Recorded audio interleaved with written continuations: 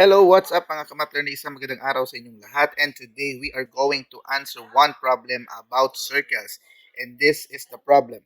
Find the measure of angle CDB, and as you can see this is the question mark. Okay, so in order to answer that, we need to find the value of the intercepted arc, the arc CB. So for us to answer this kind of question, we need to know the relationship between the angle and its intercepted arc. So angle CDB is equal to 1/2 of arc CB.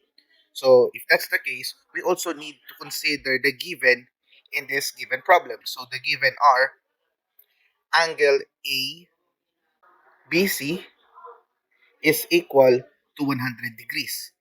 And another given is that angle BAX is equal to 40 degrees.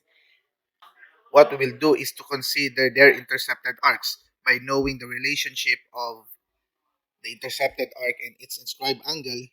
So therefore, we can say that for arc AB having an inscribed angle of angle BAX, we have 80 degrees.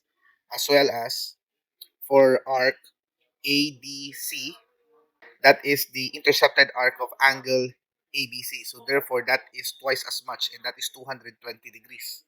So if that is the case, we only have now the arc CB in our whole circle, and we all know that in a circle we have 360 degrees. So if that is the case, 220 and 80, you just need to have 60 degrees for you to know the remaining intercepted arc, and this will also be twice as much of your intercepted arc, which is our problem for today, and that is 30 degrees. Congratulations, we just answered the problem.